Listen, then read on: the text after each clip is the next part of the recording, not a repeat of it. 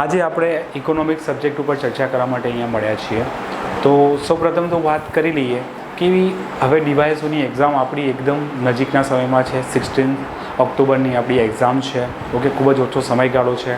Almost કે મેં hope રાખું છું કે તમારી બધાની પ્રિપેરેશન બી પૂર્ણ થઈ ગઈ હશે. ઓકે, પરંતુ આજે આપણે સમજવા માગીએ છીએ, આજના લેક્ચરનો ઉદ્દેશ્ય મારો એટલો જ છે કે તમને કેટલાક ઇમ્પોર્ટન્ટ ટૉપિક્સ કહી શકું કે ભાઈ તમે આ ટૉપિક્સ ઉપર વધારે ફોકસ કરી શકો. ઓકે, સાથે સાથે એ બી આપણે જોવાનો પ્રયત્ન કરીએ કે આપણો જે સિલેબસ છે એ સિલેબસને એકચ્યુઅલી કેવી રીતે સમજવો જોઈએ, જેથી કરીને તમને ખબર પડે કે આ સિલેબસના આ ટૉપિકમાંથી ક્વેશ્ચન પૂછાયો છે અને તમે એનો આન્સર કેવી રીતે કરી શકશો. કારણ કે તમે સમજો 50%થી વધારે ક્વેશ્ચનના આન્સર તમે ખાલી સિલેબસને સમજેલો હોય ને તો પણ તમે કરી શકો છો. તો આપણે અહીંયા એ જ પ્રયત્ન કરીશું કે તમે એકદમ ઇઝી વેમાં સિલેબસ સમજો અને કેટલાક ઇમ્પોર્ટન્ટ ટૉપિક્સ એની સાથે કેવી રીતે સંકળાયેલા છે અને કેવી રીતે ક્વેશ્ચન્સ બને છે એ જોવાનો આપણે પ્રયત્ન કરીશું. તો સૌપ્રથમ આપણે વાત કરીએ તો આપણે સિલેબસને પ્રોપરલી સમજી લઈએ. તો સિલેબસની જ્યારે વાત કરીએ છીએ, આપણી ભારતીય અર્થવ્યવસ્થા આપણું જે સિલેબસ છે, તો આ સિલેબસની અંદર જે દરેક ટૉપિક છે ને, કોઈ પણ ટૉપિક જ્યારે આપણે જોવાનો પ્રયત્ન કરીશું, ઓકે, તો એ દરેક ટૉપિક એક સિક્વન્સમાં બનેલો છે. એટલે તમે સમજો કે આ સિક્વન્સ જે બની છે એ સિક્વન્સ જ નક્કી કરે છે કે ક્વેશ્ચન કેવી રીતે બનશે અથવા તો તમારા માઇન્ડમાં ટૉપિક કેવી રીતે ફ્રેમ હોવા જોઈએ. તો તમે એક વસ્તુ વિચારો કે સિલેબસનો પહેલો જે ટૉપિક છે આપણું, એ ટૉપિકના સબ ડિવિઝન્સ છે કેટલાક, અને એ સબ ડિવિઝનની અંદર શેની વાત કરવામાં આવે છે, તો વાત કરીએ કે સ્વતંત્રતા પૂર્વ ભારતીય અર્થતંત્ર કેવી સ્થિતિમાં હતું. ઓકે, અહીંયા આપણો જે પહેલો ટૉપિક બને છે એ કહે છે સ્વતંત્રતા પૂર્વ ભારતીય અર્થવ્યવસ્થા. ઓકે, કે સ્વતંત્રતા પૂર્વ આપણી ભારતની અર્થવ્યવસ્થા શું હતી. પરંતુ અહીંયા આગળ સમજો કે સ્વતંત્રતા પૂર્વ જે ભારતીય અર્થવ્યવસ્થાની વાત કરવામાં આવે છે, આ ટૉપિકમાંથી જે સવાલો બને છે એ હિસ્ટ્રી બેઝ છે. ઓકે, તો તમે ઓલરેડી હિસ્ટ્રીની અંદર આ ટૉપિકને સ્ટડી કરીને આવ્યા છો. ઓકે, પરંતુ અહીંયાથી આપણે જોવાલાયક જે ટૉપિક્સ બને છે અથવા જેના સવાલો તમે લઈ શકો છો એ કેવા હોય છે કે ભાઈ સૌ પ્રથમ બરાબર ભારતમાં આયોજનની કામગીરી કેવી રીતે શરૂ કરવામાં આવી, અથવા તો આયોજનની કામગીરી રિલેટેડ જેવી, કારણ કે એના પછીનો તરત જે ટૉપિક છે બરાબર એ શું છે, આયોજન પંચ. આયોજન પંચ શું છે? આયોજન પંચ એટલે કે આપણું યોજના આયોગ. ઓકે, યોજના આયોગ છે. તો હવે સ્વતંત્ર પૂર્વ અર્થતંત્ર તો તમે જોયું કે કૃષિ અર્થતંત્ર હતું બરાબર, આપણા તે વેપાર ઉદ્યોગોનો વિકાસ કેવી સ્થિતિમાં થયો હતો, શું હતું, આ બધી વસ્તુ તમે ઓલરેડી હિસ્ટ્રીમાં સ્ટડી કરી હશે. પરંતુ અહીંયા ઇકોનોમી દ્રષ્ટિથી જ્યારે આપણે જોઈએ છે તો આયોજન પંચ સાથે આનો ઇતિહાસ જોડાય છે. એટલે જે બી ક્વેશ્ચન બનશે એ કેવા બનશે કે ભારતીય આયોજન પંચના નિર્માણમાં એનું નિર્માણ જે થયું આઝાદી પછી, તો એના પહેલાં આઝાદી પૂર્વ એના માટે શું શું કાર્યક્રમો થયા હતા, તો એવા ટૉપિક્સમાંથી ક્વેશ્ચન બને છે. માનો કે સૌ પ્રથમ આપણે જોવા જતા હોઈએ તો પહેલું જ શું બને કે ભાઈ 1934 બરાબર, એમ વિશ્વેશ્વરૈયા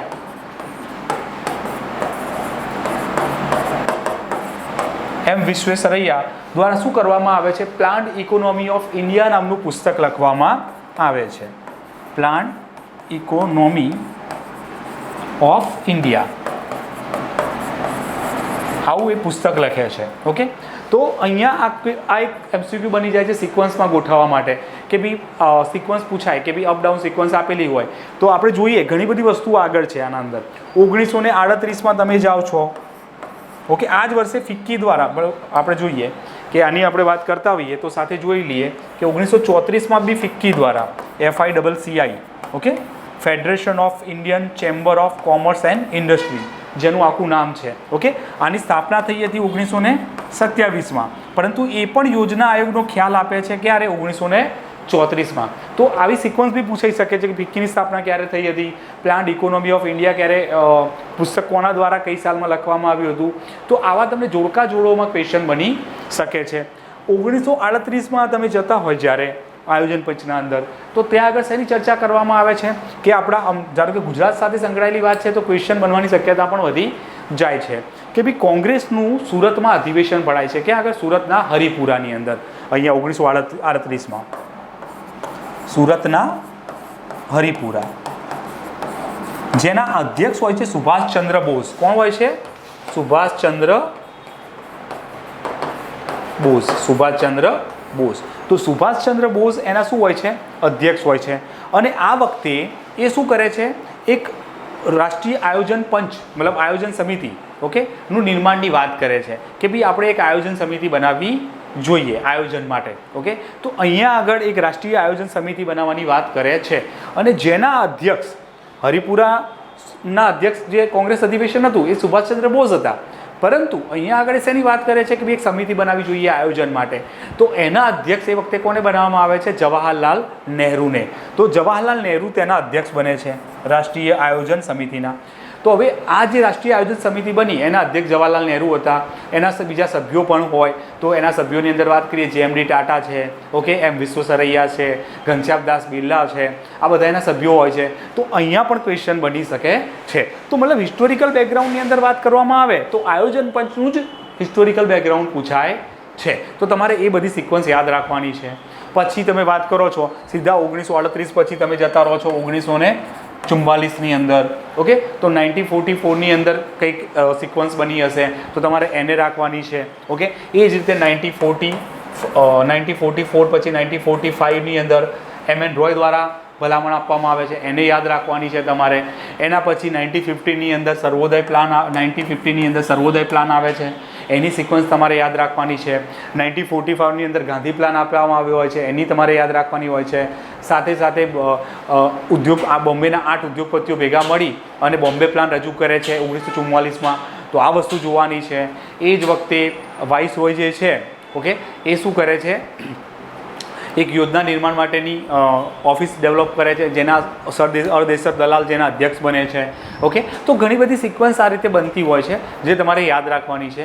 તો આવી 8 કે 10 સિક્વન્સ જે છે એ હિસ્ટ્રીમાં પૂછાતી હોય છે આની. તો તમારે એ સિક્વન્સ યાદ રાખવાની છે, જે તમે કોઈ બી બુકમાં જોશો તો એની ડિટેલમાં શરૂઆતમાં તમને મળી રહેશે. તો એ તમને ખાસ આવડવી જોઈએ, કારણ કે ત્યાંથી 1 કે 2 માર્ક આવવાની પૂરી શક્યતા રહેલી છે. ઓકે, તો તમારે આ આખી હિસ્ટ્રી જાણવી જરૂરી બને છે. તો આ તમે લો છો. પછી તમારું ચાલુ થાય છે આયોજન. ઓકે, આયોજન પંચની જ હિસ્ટ્રી આપણે જોવાની છે અને પછી તમારું આયોજન પંચ આવે છે, એટલે કે યોજના આયોગ આવે છે. ઓકે, યોજના આયોગ. હવે યોજના આયોગ આવે છે તો યોજના આયોગ વિશે તમને બેઝિક આઈડિયા હોવા જોઈએ કે યોજના આયોગ શું છે? એક ગેરબંધારણીય, કારણ કે બંધારણમાંનો ઉલ્લેખ કરવામાં આવેલો નથી. ઓકે, બીજી વાત કરવામાં આવે એ કાનૂની બોડી પણ નથી. ઓકે, તો શું છે? ગેરવૈધાનિક સંસ્થા છે, આ ગેરબંધારણીય સંસ્થા છે. પરંતુ કેવી સંસ્થા છે? સલાહકારી સંસ્થા છે. કેવી છે? સલાહકારી સંસ્થા છે. તો અહીંયા ખાલી સલાહકારી તમને શબ્દ યાદ હોવો જોઈએ. સાથે સાથે શું છે? મંત્રીમંડળના પ્રસ્તાવ દ્વારા બનેલી છે. મંત્રીમંડળના પ્રસ્તાવ દ્વારા બનાવવામાં આવેલી સંસ્થા છે. તો તમને એના વિશે આ બી ખ્યાલ હોવો જોઈએ કે ભાઈ કઈ રીતે બનેલી છે. તો મંત્રીમંડળના પ્રસ્તાવ દ્વારા બનેલી છે. આ પ્રસ્તાવ કોને આપ્યો હતો? તો કેસી નિયોગી, ઓકે, દ્વારા આ પ્રસ્તાવ આપવામાં આવ્યો હતો. તો આવા જે ફેક્ટ છે જે વારે ઘડીએ પૂછાય છે એ તમને ખબર હોવા જોઈએ. ઓકે, કેસી નિયોગી જે છે એ આપણા નાણાં આયોગના પ્રથમ અધ્યક્ષ રહેલા છે. ઓકે, તો એમને જ આના વિશે વાત કરી હતી. તો તમારે આ સિક્વન્સ અહીંયા તમને આઈડિયા હોવો જોઈએ. પછી તમારી શરૂ થાય યોજનાઓ. ઓકે, યોજનાઓ શરૂ થાય તો તમે યોજનાઓની વાત કરો કે પ્રથમ યોજનાનો સમયગાળો કયો હતો? તો કોઈ પણ યોજના જે સમયગાળો છે એ હંમેશા ચાલુ થાય 1 એપ્રિલે. આ ચાલુ થઈ હતી 1 એપ્રિલ 1951માં. ક્યાં સુધી? તો જેમ આપણું ફાઇનાન્શિયલ યર પૂરું થાય 31 માર્ચ, એ રીતે 5 વર્ષ ગણી લેવાના 1956માં. તો આ યોજના ત્યારે પૂરી થઈ હતી. આ યોજના શેના ઉપર આધારિત હતી? તો પ્રાથમિક ક્ષેત્ર ઉપર આધારિત હતી. હવે પ્રાથમિક ક્ષેત્ર ઉપર આધારિત કોઈ યોજના હોય તો એમાં કૃષિ ઉપર ભાર આપવામાં આવ્યો હોય, ખાણ ઉદ્યોગ ઉપર ભાર આપવામાં આવ્યો હોય, એના અંદર બંધોનું નિર્માણ કરવામાં આવ્યું હતું. ઓકે, એટલે આ યોજનાને તમે જળ યોજના, કૃષિ યોજના, સિંચાઈ યોજના આવા અલગ અલગ નામ સાથે બોલાવી શકો છો. બીજું, આ યોજના વિશે ડિટેલમાં તમે વાંચશો એટલે તમને આઈડિયા આવશે કે ભાઈ આ યોજના કોને બનાવી હતી? ઓકે, હેરોલ્ડ ડોમર નામના અર્થશાસ્ત્રીએ બનાવી હતી. એનું જે લક્ષ્ય છે KM રાજ દ્વારા બનાવવામાં નક્કી કરવામાં આવ્યું હતું કે આપણે 2.1% ઓફ જીડીપી લક્ષ્ય રાખ્યું હતું અને જે આપણને પ્રાપ્ત થયું 3.6, એટલે કે યોજના શું રહી હતી? સફળ રહી હતી. બીજું તમારે આમાં શીખવું જોઈએ કે આ યોજના વખતે શું શું કરવામાં આવ્યું હતું. તો આ યોજના પ્રાથમિક યોજના વખતે શું કરવામાં આવ્યું હતું? તો જેમ આપણે જાણીએ છીએ કે ભાઈ આ પ્રાથમિક યોજના હતી, બંધો ઉપર ભાર આપવામાં આવ્યો હતો. તો ભાખરા નાંગલ ડેમ જે સતલજ નદી પર છે આ યોજના વખતે બન્યો હતો. સાથે સાથે તમે એક સ્ટેજ આગળ જાઓ છો તો તમને આઈડિયા આવે છે કે જે હીરાકુંડ ડેમ કે જે ભારતનો સૌથી મોટો લાંબો બંધ છે ઉડીસામાં, બરાબર, મહાનદી ઉપર, એ પણ આ યોજના વખતે બન્યો હતો. સાથે સાથે દામોદર ખીણ પરિયોજના જે છે, ઓકે, અમેરિકાની ટેન્સી વેલી પરિયોજનાના આધારે જેને રજૂ કરવામાં આવી છે, એ પણ આ યોજનાને આધારે બનેલી હતી. તો આવા જે ઇમ્પોર્ટન્ટ ફેક્ટ જે આજે પણ હયાત છે, તમે સમજો, જેની વેલ્યુશન આજે પણ છે, તો એવા ફેક્ટ્સ આજે પૂછાઈ શકે. જે વસ્તુ ત્યાં સ્ટોપ થઈ ગઈ એ આજે પૂછાવાની નથી. તો તમારે એના સિક્વન્સમાં બી આ પ્રિપેરેશનને તૈયાર કરવી જોઈએ. તો આ રીતે તમે પ્રાથમિક યોજના છે. હવે પ્રાથમિક યોજના પછી દ્વિતીયક યોજના આવી હશે, ઓકે. તો દ્વિતીયક યોજના આ પ્રાથમિક ક્ષેત્ર ઉપર હતી. તો જે બીજી યોજના આવી, માનો કે બીજી યોજના આવી, તો એનો ઉદ્યોગ ઉપર વધારે ભાર હશે. તો બીજી યોજનાએ ઉદ્યોગો પર વધારે ભાર આપ્યો, તો એને કેવા ઉદ્યોગો પર ભાર આપ્યો હશે? તો એને સ્ટીલ ઇન્ડસ્ટ્રી ઉપર, એટલે કે આયર્ન એન્ડ સ્ટીલ ઇન્ડસ્ટ્રી ઉપર ભાર આપ્યો હતો. શેના ઉપર? આયર્ન એન્ડ સ્ટીલ ઇન્ડસ્ટ્રી ઉપર. આ યોજના કોને બનાવી હતી? તો મોહલનોબિસ દ્વારા બનાવવામાં આવી હતી. મોહલનોબિસ, ઓકે. એટલે આ યોજનાને નહેરુ મોહલનોબિસ મોડલ પણ કહેવામાં આવે છે.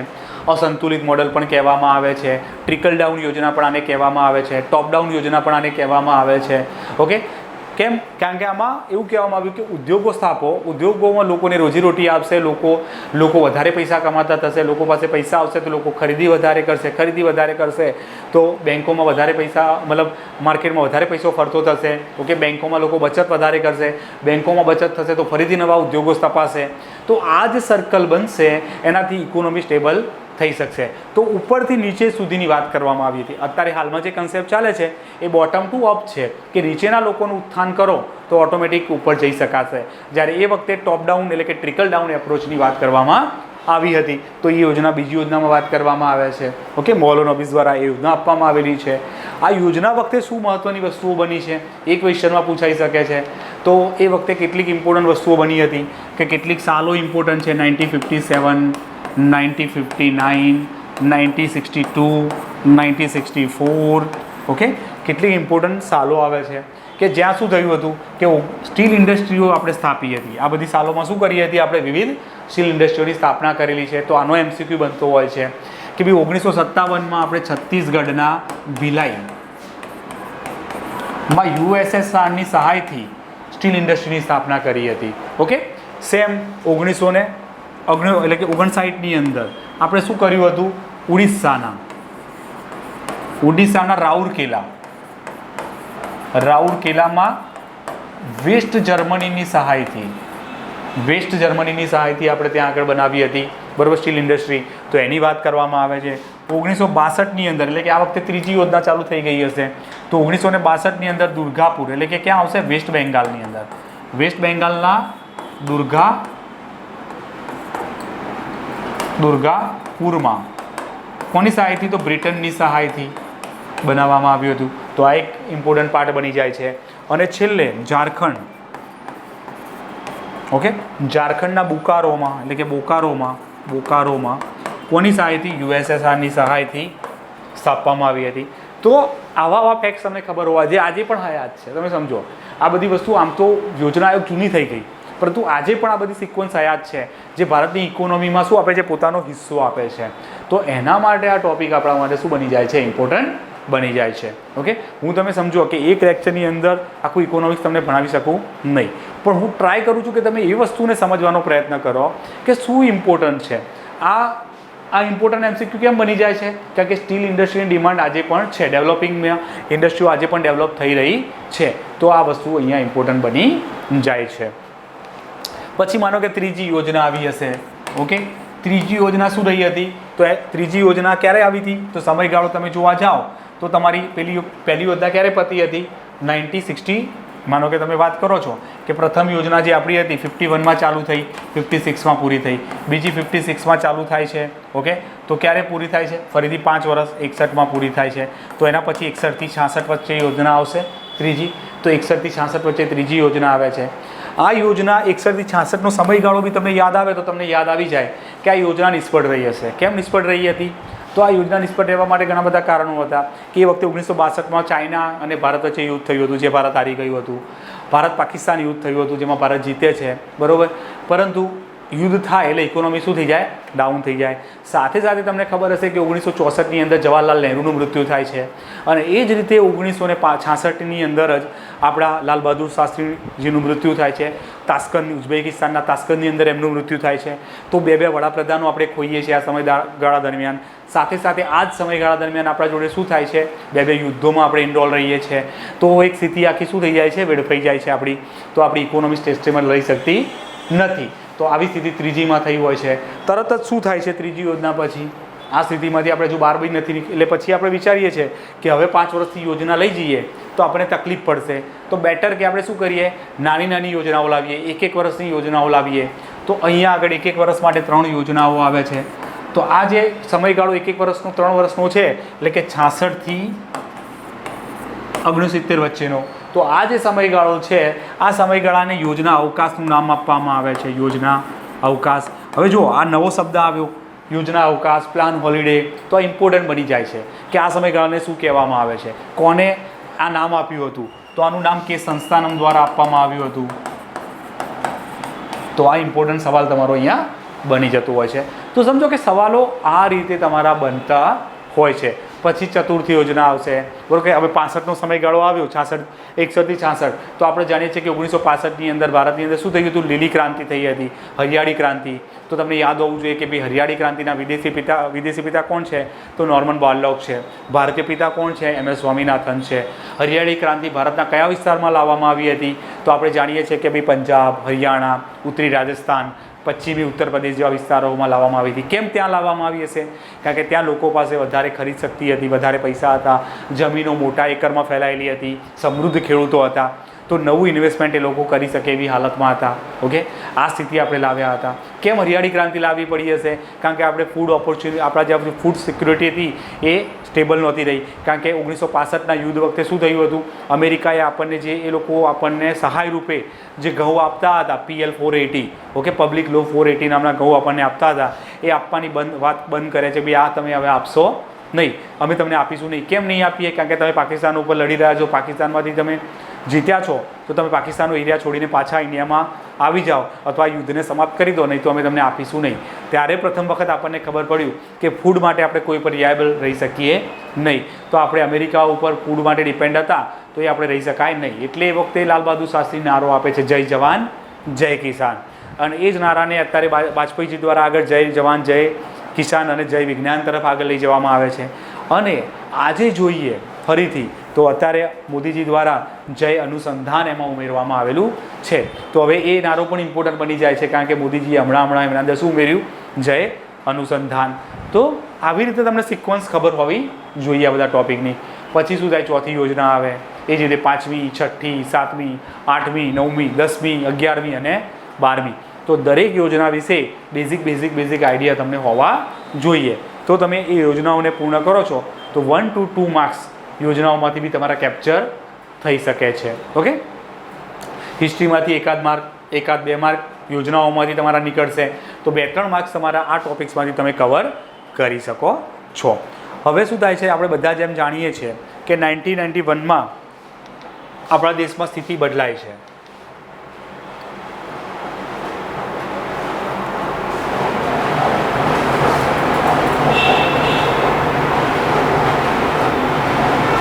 ઓકે,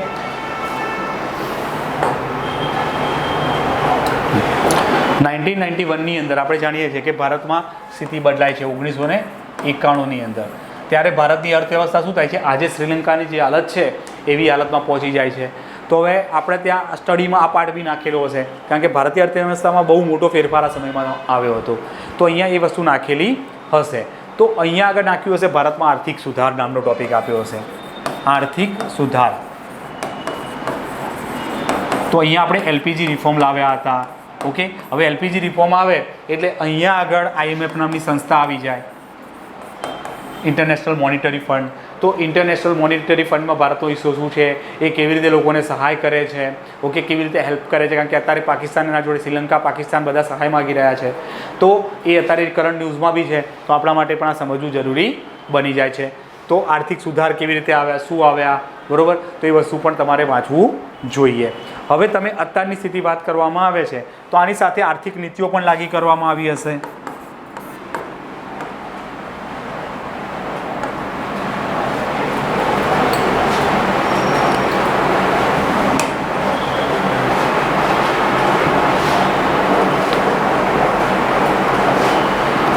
હવે શું થશે, આર્થિક નીતિઓ પણ આપણે લાવીશું.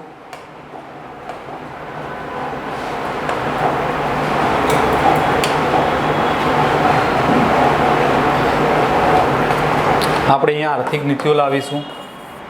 આર્થિક નીતિઓ કે ભાઈ જેવી સ્થિતિ હશે 1991 પહેલાં આપણે બંધ અર્થતંત્ર તરફ ભાર આપ્યો હશે, 1991 પછી આપણે ઓપન અર્થતંત્ર તરફ ભાર આપ્યો.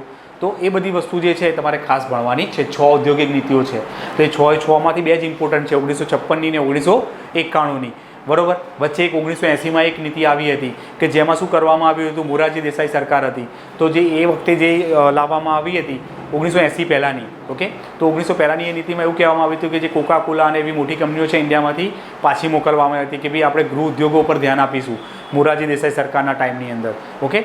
તો 75 મતલબ 78 થી 80 વચ્ચે હતી એ યોજનાઓ.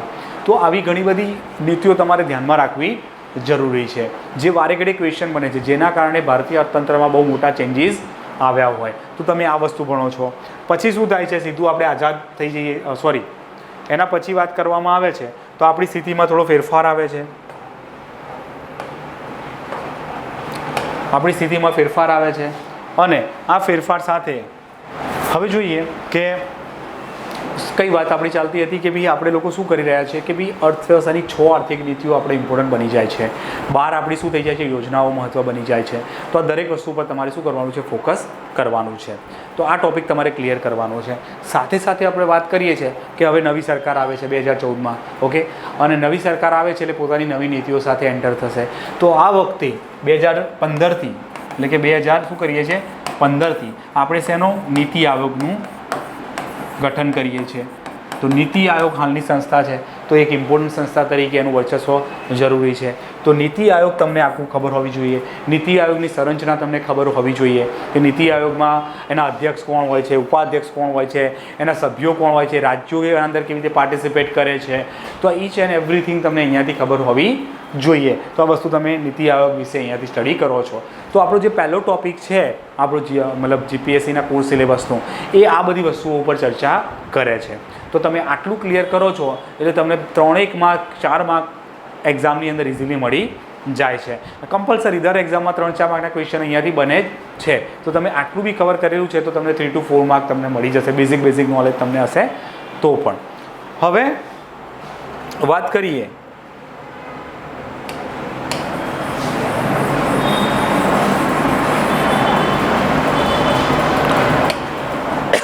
કે ભાઈ સેકન્ડ ટોપિક શું છે આપણો સિલેબસનું.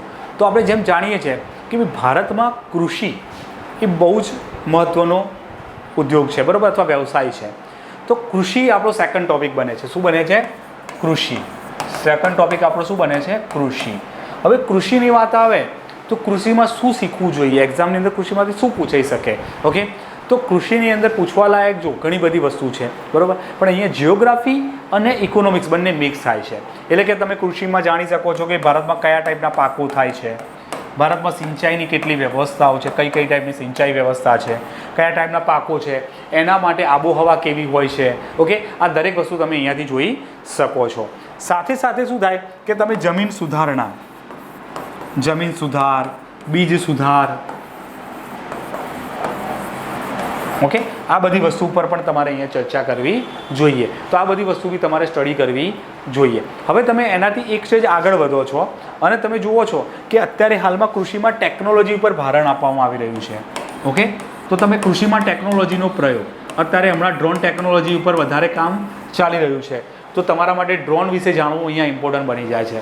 તો તમારે ડ્રોનનો આખો ટોપિક અહીંયા વાંચવો જોઈએ. સાથે સાથે તમે જુઓ છો કે હમણાં નેનો યુરિયા ન્યૂઝમાં વધારે રહ્યું છે. તો નેનો યુરિયા ઇફકો દ્વારા બનાવવામાં આવ્યું છે, કેટલા લીટર કેટલા ml બોટલ હોય છે, કેટલા એકરમાં છંટકાવ કરી શકાય છે. ઓકે, તો આ બધી વસ્તુ પર તમારે જાણકારી મેળવવી જરૂરી બને છે. તો આ ટોપિક બી તમારા માટે વાંચવો જરૂરી બની જાય છે. સાથે સાથે ભાવનીતિ. ભાવનીતિ એટલે કે MSP. ઓકે, તો મિનિમમ સપોર્ટ પ્રાઇસ. ખેડૂતો પોતે જે ઉત્પાદન કરે છે, ઓકે, એના સામે વિવિધ મૂલ્ય તરીકે આપણે એમને સરકાર શું કરે છે, એક ફિક્સ પ્રાઇસ આપે છે કે આટલી પ્રાઇસમાં અમે તમારા ત્યાંથી સિલેક્શન મતલબ વસ્તુ ખરીદીશું. કોઈ નહીં ખરીદે પણ અમે આટલા ભાવમાં વસ્તુ ખરીદીશું. તો ભારતમાં MSP કેટલા પાકો માટે લાગુ છે, ઓકે, FRP કેટલા પાકો માટે લાગુ છે, ઓકે, કોણ નક્કી કરે છે, ઓકે, કોણ એની ભલામણ આપે છે. તો આ બધું તમારા માટે જાણવું જરૂરી બની જાય છે. તો MSPનો ટોપિક તમારા માઇન્ડમાં ક્લિયરલી મેન્શન હોવો જોઈએ, કારણ કે it's a compulsory question. Okay, આના અંદરથી કમ્પલસરી તમને ક્વેશ્ચન મળશે. તો તમને MSP વિશે ટોટલ ડિટેલિંગ હોવી જોઈએ. પછી તમે આગળ જાઓ છો તો જાહેર વિતરણ વ્યવસ્થા. ઓકે, આપણી જે બી ધારો કે શું છે, સસ્તા ભાવની દુકાનો છે, ઓકે, દીનદયાળ ઉપાધ્યાય, ઓકે, તો આ બધી જે દુકાનો છે એના અંદર કેવી રીતનું સિસ્ટમ હોય છે, કેવી રીતે કામ થાય છે, સરકાર કેવી રીતે ખરીદી કરે છે ખેડૂતો પાસેથી અને કેવી રીતે આપે છે, એમાં સબસિડી કેવી રીતે લાગુ પડે છે, તો કયા વસ્તુના કેટલા ભાવ હોય છે. ધારો કે ચોખા જે છે એના માટે 3 રૂપિયા છે, ઓકે, ઘઉં માટે 2 રૂપિયા છે, મોટા અનાજ માટે 1 રૂપિયો છે, કેટલા કિલો આપવામાં આવે છે, ઓકે, ગરીબ કલ્યાણ યોજના વખતે એમાં કેટલો વધારો કરવામાં આવ્યો હતો, કારણ કે કરંટ બની જાય છે આ વસ્તુ. તો આ દરેક વસ્તુ તમારે જાણવી જરૂરી છે. તો તમે આ ટોપિકમાંથી એ બધી વસ્તુઓ જાણી શકો છો. સાથે સાથે તમે શું કરી શકો છો કે ભાઈ લીલી ક્રાંતિ આપણે જોઈ, હરિયાળી ક્રાંતિ કૃષિ સાથે સંકળાયેલી છે, દૂધ ક્રાંતિ એટલે કે શ્વેત ક્રાંતિ, મધ ક્રાંતિ, આવી અલગ અલગ ક્રાંતિઓ જે થઈ છે એના વિશે તમને ડિસ્ક્રિપ્શન ખબર હોવું જોઈએ. કૃષિમાં અત્યારે વર્ટિકલ ફાર્મિંગ, બરાબર, પછી ધારો કે વાત કરીએ તો આપણે કૃત્રિમથી કુદરતી તરફ એટલે કે natural zero budget natural farming તરફ આગળ વધી રહ્યા છીએ, ઓર્ગેનિક ફાર્મિંગ તરફ આગળ વધી રહ્યા છીએ. તો કયા જિલ્લાઓને ઓર્ગેનિક જાહેર કરવામાં આવ્યા છે, ગુજરાતનો પ્રથમ ઓર્ગેનિક જિલ્લો કયો હતો, દેશનું કયું રાજ્ય પ્રથમ ઓર્ગેનિક હતું, બરાબર. આ વસ્તુ કૃષિ રેલ, કૃષિ ઉડાણ, આ બધી યોજનાઓ. તો કૃષિ રિલેટેડ જેટલા બી ટોપિક્સ આવે છે એના વિશે તમને હોલિસ્ટિક નોલેજ હોવું જરૂરી બને છે, કારણ કે 3 થી 4 માર્ક્સ આ પણ તમને અહીંયા અપાવે છે. અને મેન્સમાં તો તમે સમજો કે 20 થી 25 માર્ક આ ટોપિક તમને અપાવે છે. તો તમારે આ વસ્તુ સમજવી જરૂરી બને છે. હવે કૃષિ પતી જાય એટલે ત્રીજા લેવલે આપણે પહોંચીએ છીએ ઔદ્યોગિક નીતિ ઉપર. ઉદ્યોગો ઉપર શું કરવું છે, ઉદ્યોગો ઉપર ઔદ્યોગિક સ્થિતિ. તો ઔદ્યોગિક સ્થિતિની વાત કરવામાં આવે તો ભારતમાં MSME ઉપર વધારે ભાર આપવામાં આવે છે. તો ધારો કે small and medium enterprise, MSME. હવે MSME માટે કઈ સમિતિઓ બની હતી, MSPની વ્યાખ્યા શું છે, MSPમાં અત્યારે કયો ક્રાઇટેરિયા નક્કી કરવામાં આવેલો છે, ઓકે, તો આ વસ્તુ તમને ખબર હોવી જોઈએ. સાથે સાથે તમને ખબર હોવી જોઈએ સેઝ શું છે, સેઝનું મિનિમમ ક્રાઇટેરિયા શું છે, ઓકે, સેઝ ક્યાં સ્થાપી શકવામાં છે, સેઝ સેવા માટે પણ હોઈ શકે, પ્રોડક્શન માટે પણ હોઈ શકે, એ વસ્તુ પણ તમને ખબર હોવી જોઈએ. ઓકે, અહીંયા બી શું છે, MSMEમાં બી પણ વ્યાખ્યા આપવામાં આવેલી છે, ઓકે, કેટલા કરોડ સુધી ટર્નઓવર હોય તો મીડિયમ ગણાય, માઇક્રો ગણાય, ઓકે. તો આ બધી વસ્તુ માટે બી તમારે ધ્યાન રાખવું જરૂરી બને છે. સાથે સાથે ખાનગીકરણ,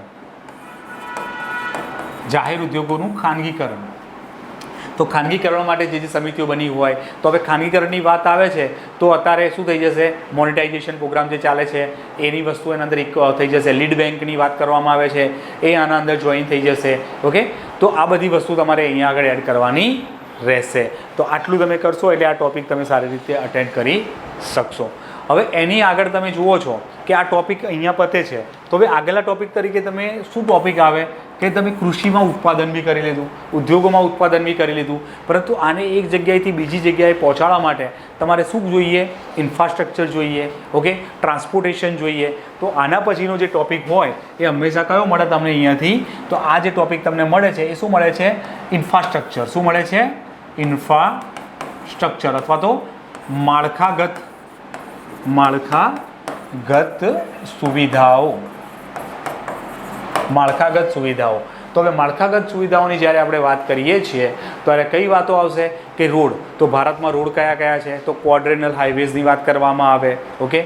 બોર્ડરિંગ હાઈવેની વાત કરવામાં આવે, ચારધામ યાત્રા માટે હમણાં જે બોર્ડરિંગ હાઈવે બનાવવામાં આવ્યા છે એની વાત કરવામાં આવે, બોર્ડર રોડ ઓર્ગેનાઇઝેશનની વાત કરવામાં આવે, okay, national highway authority of ઇન્ડિયાની વાત આવે તો આ બધું આની અંદર આવશે. નેશનલ હાઈવેઝના રૂટમાં જે નંબરિંગમાં ચેન્જીસ થયા છે એ નંબરિંગ તમને પૂછાય, સૌથી મોટો હાઈવે કયો, સૌથી નાનો હાઈવે કયો, તો આ બધી વસ્તુ તમને ખબર હોવી જોઈએ. સાથે સાથે પાઇપલાઇનો, ઓઇલ પાઇપલાઇન, ગેસ પાઇપલાઇન ક્યાં ક્યાંથી પસાર થાય છે, શું છે એના વિશે પૂછાય છે. સાથે બંદરોનું ડેવલપમેન્ટ, કારણ કે ઇન્ફ્રાસ્ટ્રક્ચરમાં બંદરો પણ આવશે, તો ભારતમાં કેટલા બંદરો આવેલા છે, કયા મોટા, માઇનોર કેટલા, મેજર કેટલા છે, ઓકે, તો આ બધી વસ્તુ તમારે અહીંયા જાણવાની આવે છે. તો એ વસ્તુ તમારે સ્ટડી કરવાની છે. તો આ દરેક વસ્તુ મેપ બનાવીને તમે ઇઝીલી શું કરી શકો છો, જાણી શકો છો. સાથે સાથે અત્યારે ધારો કે શું કરવામાં આવે છે, ઇન્ફ્રાસ્ટ્રક્ચરની અંદર બ્રિજીસ ઉપર કામ કરવામાં રહેલું છે, ઓકે. પછી એનાથી આગળ આપણે લઈ જઈએ તો આપણે શેના પર કામ કરીએ છીએ, હવાઈ ક્ષેત્ર ઉપર કામ કરીએ છીએ, તો એના ઉપર તમારે જાણકારી મેળવવી જરૂરી બને છે. તો આ બધી જે ઇન્ફ્રાસ્ટ્રક્ચર રિલેટેડ જેટલી બી નીતિઓ છે એ દરેકની સ્ટડી તમારે અહીંયા કરવાની આવશે. બીજું અત્યારે આપણે શું કરી રહ્યા, નોન રિન્યુએબલ સોર્સિસ આધારિત ઇન્ફ્રાસ્ટ્રક્ચર વિકસિત કરવાનો પ્રયત્ન કરી રહ્યા છીએ. ઓછું કાર્બન ઉત્પાદન થાય, કારણ કે 2070 સુધી આપણે શું થવાનું છે, 2070 સુધી આપણે કાર્બન ન્યુટ્રલ થવાનો પ્રયત્ન કરવાનો છે. તો આ વસ્તુ પર પણ આપણે ભારણ આપવાનું છે. તો તમે એને પણ અહીંયા ધ્યાનમાં લઈ શકો છો. તો એવા ઇન્ફ્રાસ્ટ્રક્ચર ઉપર આપણે કામ કરી દઈએ, એવી કોઈ ન્યૂઝ હોય તો એ ન્યૂઝ બી તમારા માટે ઇમ્પોર્ટન્ટ થઈ જશે. સાથે સાથે હવે તમે જ્યારે ઇન્ફ્રાસ્ટ્રક્ચર ડેવલપ કરો છો તો તમારું સોશિયલ ઇમ્પેક્ટ અસેસમેન્ટ એક ટોપિક બની જાય છે. Social impact assessment. તો સોશિયલ ઇમ્પેક્ટ અસેસમેન્ટ એટલે માનો કે તમે કોઈ યોજના બનાવી તો યોજના ખરેખર ફાયદાકારક છે કે નહીં, કે ફાયદા કરતાં એના કરતાં વધારે નુકસાન થાય છે. માનો કે તમારે શું કરવું છે, માનો કે અહીંયા કોઈ વિસ્તાર છે, જંગલ વિસ્તાર છે, કેટલાક આદિવાસીઓ અહીંયા વસે પણ છે. હવે તમે નક્કી કરો છો કે તમારે આ હાઈવેને ચીરીને, અહીંયા જંગલને ચીરીને એક રોડ કાઢવો છે, ઓકે. અહીંયાથી ઘણા બધા લોકોનું વિસ્થાપન કરવું પડે છે, ઘણું બધું જંગલ શું થાય છે, અહીંયા સબમર્જ થાય છે, ઓકે, અથવા નહેર કાઢવી છે. તમે જુઓ છો કે આનાથી ફાયદો કેટલા એકર લોકોને થઈ રહ્યો છે અને એનું નુકસાન કેટલા લોકોને થઈ રહ્યું છે, પ્રકૃતિને પણ કેટલું નુકસાન થઈ રહ્યું છે એના આધારે. પછી તમે એસેસમેન્ટ કરી નક્કી કરશો કે ના, આ યોજના અહીંયાથી કાઢવી વાયેબલ નથી. એકચ્યુઅલી તમે આ જંગલના બહારથી પણ આ રોડને લઈ જઈ શકો છો, થોડા કિલોમીટર વધે છે પણ સામે આ બધા પ્રોબ્લેમ આવતા નથી. તો એના માટે સોશિયલ ઇમ્પેક્ટ અસેસમેન્ટ પણ કરવામાં આવતું હોય છે. તો એની સ્ટડી પણ તમે અહીંયા કરવાની રહેશે. તો આ ટોપિકમાં તમે અહીંયા સુધી સ્ટડી કરી શકો છો. એના પછી તમે 5મા ટોપિકમાં પહોંચો છો ત્યારે તમે વસ્તી ઉપર ચર્ચા કરો છો. શેના ઉપર ચર્ચા કરો છો, વસ્તી ઉપર, કે ભાઈ ભારતનું પોપ્યુલેશન ગ્રોથ કેટલો છે, ઓકે, ઇન્ડિયામાં સાક્ષરતા દર શું છે, બરાબર. પછી કેટલાક સૂચકાંકો છે, human development index, gender development index, એનો આ વખતના રિપોર્ટમાં શું કહેવામાં આવ્યું છે એ તમને અહીંયા વસ્તી રિલેટેડ ખબર હોવી જોઈએ. સાથે સાથે ક્યાં એસસી વસ્તી, ક્યાં એસટી વસ્તી વધારે છે, ક્યાં ઓછી છે, ક્યાં સ્ત્રીઓમાં શિક્ષણ ઓછું છે, ક્યાં સ્ત્રીમાં શિક્ષણ વધારે છે, ઓકે. ગુજરાતની અંદર કયા જિલ્લાઓની અંદર એસસીની વસ્તી વધારે છે, એસટીની વધારે છે, ક્યાં ઓછી છે, ઓકે. સ્ત્રી શિક્ષણ ક્યાં વધારે છે, ક્યાં ઓછું છે. તો આ દરેક વસ્તુ તમને અહીંયા ખબર હોવી જોઈએ. તો તમારે 1-2 પેજનું આ ડિટેલિંગ લખીને યાદ રાખી લેવું જોઈએ, કારણ કે અહીંયાથી 2 માર્ક કમ્પલસરી આવતા હોય છે. સાથે સાથે ઇન્ડેક્સ ઉમેરી જાય છે અહીંયા, તો ઇન્ડેક્સની અંદર એકાદ માર્ક બીજો એડ થઈ જતો હોય છે. તો તમારા માટે આ ટોપિક ઇમ્પોર્ટન્ટ બની જાય છે વસ્તીનો. તો વસ્તી તમારા માટે. પછી ભારતની વસ્તી ગણતરી ક્યારે, 10 વર્ષીય વસ્તી ગણતરી ક્યારથી શરૂ થઈ હતી, 1881. 10 વર્ષની વસ્તી ગણતરી બાદ ક્યારે વસ્તી વધી, ક્યારે વસ્તી ઘટી, ઓકે, ક્યારે વસ્તી વિસ્ફોટ થયો. તો આ દરેક વસ્તુનું જે તમને ટેબલ હોવું જોઈએ એ ટેબલ પણ તમને યાદ હોવું જોઈએ. એમાંથી પણ 1 માર્ક તમારો નક્કી હોય છે એક્ઝામની અંદર. તો તમારે એના પર કામ કરવું જોઈએ. હવે છઠ્ઠો ટોપિક જે છે એ પ્યોર ઇકોનોમિક ટોપિક છે, ઓકે. એટલે અહીંયા વાત આવે છે, બજેટની વાત આવે છે, ઓકે, કરોની વાત આવે છે, વિવિધ પ્રકારના કરો કયા પ્રકારના હોય, વિવિધ પ્રકારની ખાધની વાત આવે. ડિફરન્ટ ટાઈપની જે ખાદ છે, મહેસૂરી ખાદ છે, રાજકોષીય ખાદ છે, પ્રાથમિક ખાદ છે, મોનિટરી ખાદ છે, આ દરેક ખાદની વ્યાખ્યા તમને ખબર હોવી જોઈએ. કઈ ખાદ કેવી રીતે પૂરી કરી શકાય એના વિશે નોલેજ હોવું જોઈએ, ઓકે.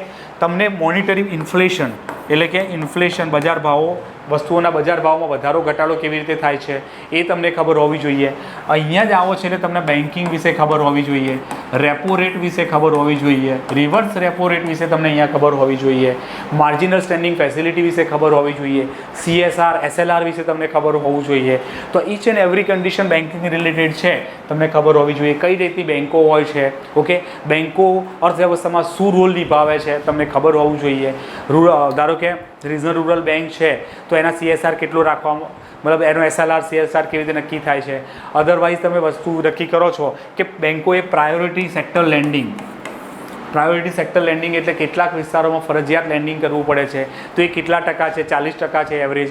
એ વિદેશી બેન્કો માટે કેટલું છે, 32% છે. 20થી ઓછી બ્રાન્ચ હોય તો એનું 40% હોય વિદેશી બેન્કો માટે. પણ આ regional rural bank, small finance બેન્કો હોય તો એમના પરથી બીજા 35% વધારે એટલે કે 75% થાય છે.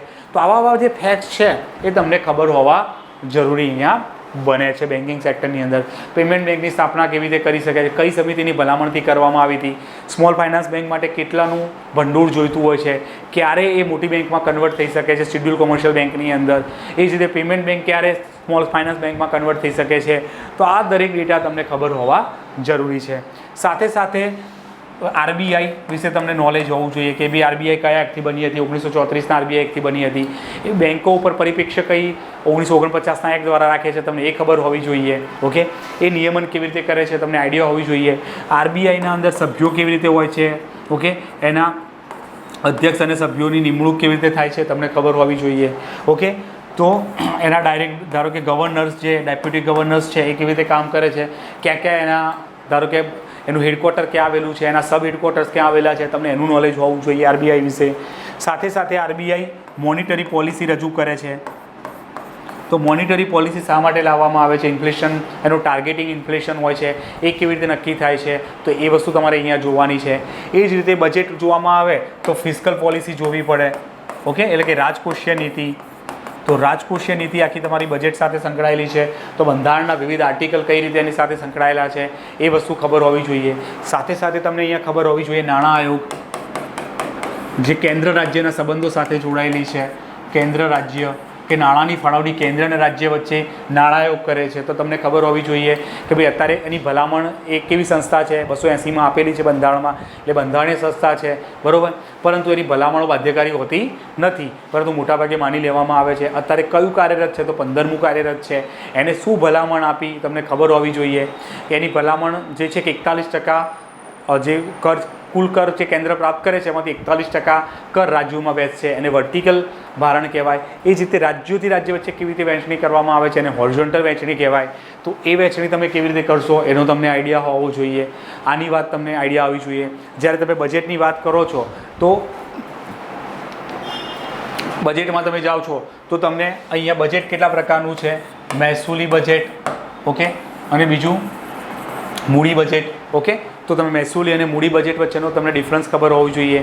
મહેસૂલની અંદર બે વસ્તુ હોય, મહેસૂલી પ્રાપ્તિ, મહેસૂલી ખર્ચ. ઓકે, આ કેવી રીતે આવે છે અને આ પ્રમાણે જે પ્રાપ્તિ સૌથી વધારે ક્યાં થઈ, ખર્ચ ક્યાં સૌથી વધારે થયો, એ તમે બજેટના આ ગ્રાફમાંથી તમને આઈડિયા હોવો જોઈએ. ક્વેશ્ચન એવો જ બનશે કે ભાઈ ભારતે 2022-23ના બજેટની અંદર સૌથી વધારે ખર્ચ કઈ વસ્તુ પર કર્યો છે, તો તમને એ ખબર હોવી જોઈએ. સૌથી વધારે પ્રાપ્તિ કઈ વસ્તુમાંથી થવાની છે, કયા ટેક્સમાંથી થવાની છે, તમને એનો આઈડિયા હોવો જોઈએ. બીજું પ્રાપ્તિ પણ કેવી રીતે થાય છે, ટેક્સ અને નોન ટેક્સ પ્રમાણે થાય છે, તો તમને એ પણ ખબર હોવી જોઈએ. સેમ આ વસ્તુ મૂડીમાં જતી રહેશે, પ્રાપ્તિ અને ખર્ચ. તો મૂડી કેપિટલ બજેટ આપણે કેવી રીતે નક્કી કરીએ છીએ, કેપિટલ બજેટનો ઉપયોગ શું છે, આ વસ્તુ તમને આ ગ્રાફ એક ખબર હોય તો પણ તમારા 2 માર્ક પાકા અહીંયાથી થઈ શકે છે. એ જ રીતે તમે આ બધી વસ્તુને ચેક કરી શકશો. તો આમાંથી તમારા ક્વેશ્ચન્સ જે બનશે તમે ઇઝીલી તમે એને સોલ્વ કરી શકશો. વિવિધ ખાધ ખબર હશે તો એકાદ માર્ક. તો આ જે ટૉપિક છે ને 6ઠ્ઠા નંબરનો, એ તમારો એવરેજ 7-8 માર્કનો ટૉપિક છે. ઓકે, તો ઇકોનોમિક્સમાં તમને આ ટૉપિક કમ્પલસરી આવડવો જોઈએ. અહીંયા આગળ આ ટૉપિક વિશે તમને દરેક ડિસ્ક્રિપ્શન ખબર હોવી જોઈએ. પછી ધારો કે એનાથી આગળ જાઓ છો તો 7મો ટૉપિક આવે છે. ઓકે, એ શું કરે છે, વિદેશ વેપારની વાત કરે છે. વિદેશ વેપાર. ઓકે, તો વિદેશ વેપારની અંદર બેલેન્સ ઓફ પેમેન્ટ નામનો કોન્સેપ્ટ આવે છે. શું આવે છે, બેલેન્સ ઓફ પેમેન્ટનો કોન્સેપ્ટ. તો બેલેન્સ ઓફ પેમેન્ટ કેવી રીતે નક્કી થાય છે, એના માટે કયું મોડલ અપનાવવામાં આવે છે, એના લીધે એનો બી એક ગ્રાફ છે, ચડાવ ઉતારનો શું ગ્રાફ, એ ગ્રાફ એકવાર માઇન્ડમાં શું કરી લેવાનો છે, તમારે સેટઅપ કરી લેવાનો છે. તો બેલેન્સ ઓફ પેમેન્ટ બી આવડતું હશે તો 2-3 માર્ક તમારા અહીંયાથી કેપ્ચર થશે. તો બેલેન્સ ઓફ પેમેન્ટ તમારે વાંચવાનું છે કમ્પલસરી. અને પછી આવે છે ગુજરાતનું બજેટ, એટલે કે 8મા નંબર ઉપર આવે છે ગુજરાત બજેટ. તો ગુજરાત બજેટ અથવા ગુજરાતનું હિસ્ટ્રી, તો હવે ગુજરાતમાં ખાલી ગુજરાતનું બજેટ જ કરવાનું, બીજું કંઈ કરીને જવાની જરૂર નથી. તમે ગુજરાતનું બજેટ કરીને જશો તો બી 2-3 માર્કના ક્વેશ્ચન જે પૂછાશે એને તમે સોલ્વ કરી શકશો. તો ગુજરાત બજેટ તમને કોઈ બી મેગેઝિનમાંથી મળે તો એટલું વાંચી લેવાનું. ઇન્ડિયન બજેટ કમ્પલસરી કરી લેવાનું. સાથે સાથે CPI, WPI, ઓકે, આ બધા જે કન્સેપ્ટ છે એવી વ્યાખ્યાઓ તમને ખબર હોવી જોઈએ. ધારો કે CPIમાં શેનો સમાવેશ થાય છે, WPIમાં શેનો સમાવેશ થાય છે, CPIમાં સૌથી વધારે ભારણ કોના ઉપર આપવામાં આવે છે, WPIમાં સૌથી વધારે ભારણ કોના ઉપર આપવામાં આવે છે, આ દરેક વસ્તુ તમને અહીંયાથી ખબર હોવી જોઈએ. તો આ વસ્તુ તમે જ્યારે કરશો તો WPIમાં સેવાઓનો સમાવેશ નથી થતો, તો તમને ખબર હોવી જોઈએ માઇન્ડની અંદર કે ભાઈ WPIમાં સેવાઓનો સમાવેશ થતો નથી.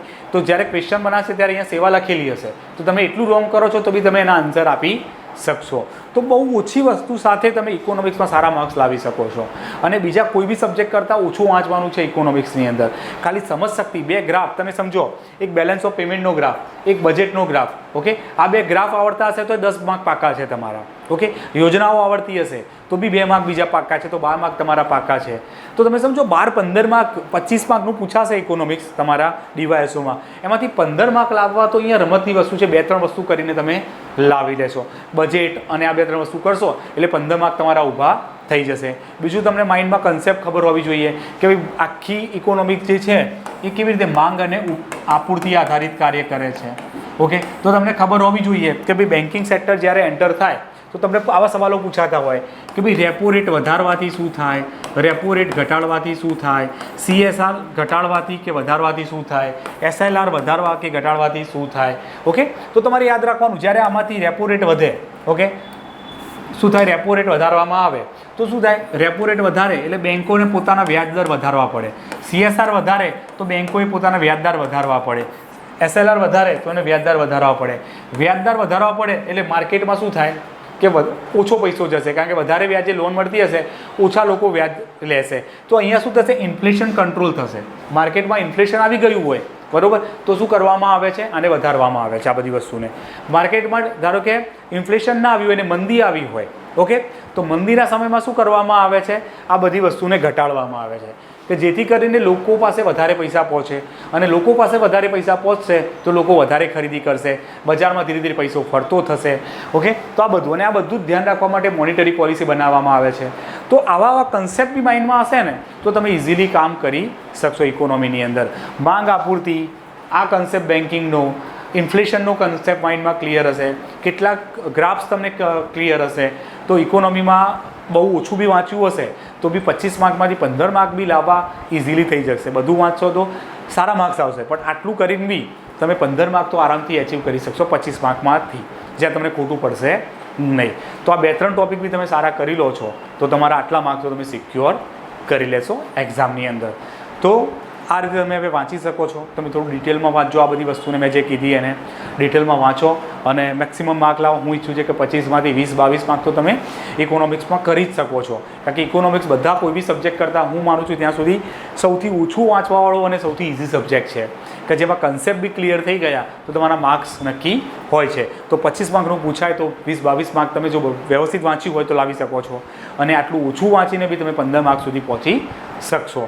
તો હોપફુલી તમે ડીવાયએસઓની એક્ઝામ બહુ સારી રીતે આપશો, અને આ જે એક્ઝામ છે એના રિલેટેડ જે ક્વેરીઝ હોય તો તમે પૂછવા માટે અહીંયા મેસેજ બી કરી શકો છો, તો એનું સોલ્યુશન બી અમે તમને અહીંયાથી આપીશું. સાથે સાથે તમે બીજા સબ્જેક્ટ્સ ઉપર બી તમારું પૂરતું ભારણ આપજો, કારણ કે સમયગાળો બહુ ઓછો છે, તો આ વસ્તુ ઉપર ભાર આપ્યા પછી તમારા બીજા સબ્જેક્ટ ઉપર પણ ભારણ આપજો. બહુ જ ઓછો સમય હતો આપણા જોડે આ ટૉપિક ઉપર ડિસ્કશન કરવા માટે, એટલે આપણે ટ્રાય કર્યો છે કે તમને ઓવરવ્યૂ આપી દઉં. તો થોડું ફાસ્ટ બી મેં લીધું છે અહીંયા આગળ, કે જેથી તમને હું બધી વસ્તુ સિલેબસના આખા ટૉપિકને સમજાવી પણ શકું. ઓકે, અને તમે એનો ઉપયોગ પણ કરી શકો, કારણ કે જે વસ્તુ આપણે 20-30 લેક્ચરમાં ભણવાની છે એને આપણે એક લેક્ચરમાં ભણી શકીએ નહીં, પરંતુ હું ટ્રાય કર્યો છે કે તમને હોલિસ્ટિકલી કહી શકું કે આટલું વાંચીને જશો તો બી તમને વાંધો આવશે નહીં. ઓકે, તો હોપફુલી બધાની ડિવાઇસો સારી જાય, પાસ થઈ જાઓ, પ્રિલિમ પાસ થઈ અને મેન્સ માટે સ્ટડી ચાલુ કરો એવી અપેક્ષા સાથે હું અહીંયા પૂર્ણ કરું છું. Thank you so much.